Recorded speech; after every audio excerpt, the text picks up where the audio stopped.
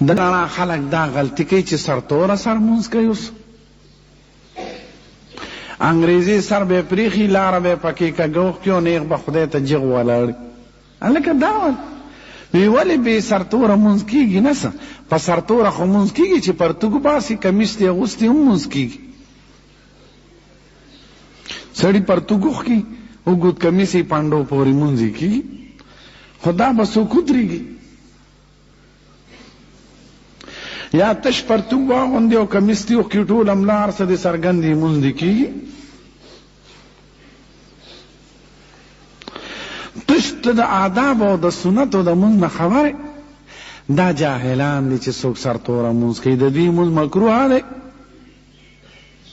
ټیک ته صحابه کړي دي د فقیرۍ د وجه، یو سړي سره ټوپې پټکي ني، د عاجزۍ سر یې خریلی دی، یې د سر د سنت مطابق پرېښی څه ورسره ني. نو ټیک ته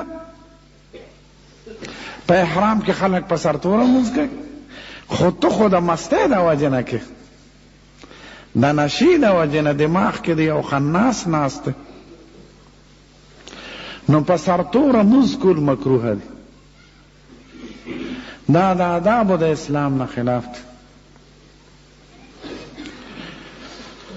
اذا اوسع الله فاوسعوا، دا د عمر فاروق فرمان دی بخاری شریف کې.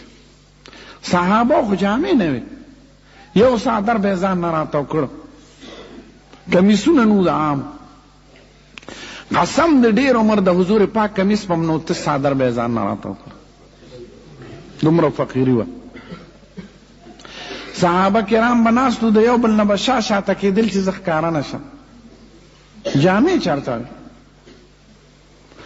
یو څادر ځان نه راتاو کړی چې ډېر به خو نو دوه به نو که ته وایې چې بې سرتوره مونځ یې کړي، ټیک ته که دغه شانتې نو ته مو که.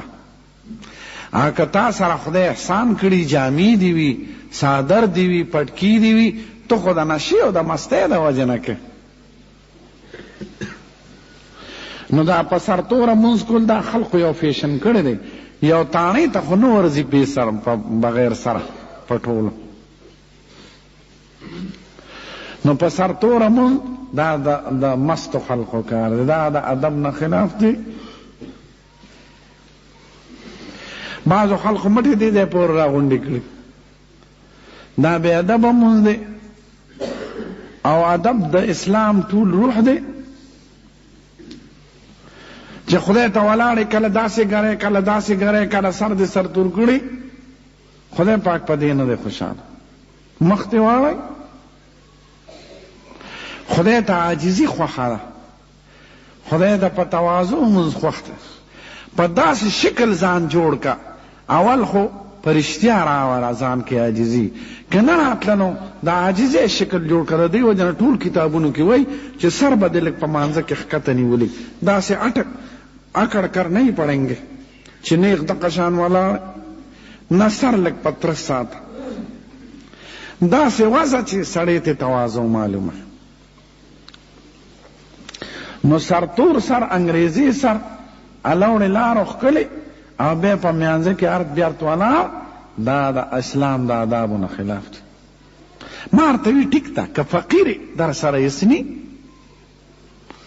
نو کېږي مونځ، خو تش څادر چې ځان نه راتاو کې مونځ کېږي چې عورت دې پټي، خو دا خو ادب نه دی. نو دواړه طریقې، هم به رکوع صحیح کوئ، هم به سجدې، هم د رکوع نه پس نیغ ودرېدل، هم د سجدو منځ کې برابر ناست، او په سرتوره به مونځ نه کوي. امام دې په تشه ټوپۍ مونځ نه کوي، چې کوم ځای کې پټکي د عزت جامه ده، هلته د امام د عزت جامه اغوندي. لکه زمونږ وطن کې دلته چې امام بې پټکي مونځ کوي، مونځ یې مکروه کېږي. ټیک ته په کېدو شو، خو مکروه دی. پټکي به په سرای، ما خو ورته په کېدو کېږي، خو تش په کېدو خو ډېر څیزونه کېږي، تا هغه خوښه تا ته څوک وایي واده درله کوو خو سترګې ړندې دي، دا ښځه کوم خزه در لکه او لاس یم کوږ د شل ته به دا وکړې که درته څوک وایي چې نه ښځه خدا ټول اندامونه باقي برابر دي بال بچ به هم دله راوړي ته به راضي شې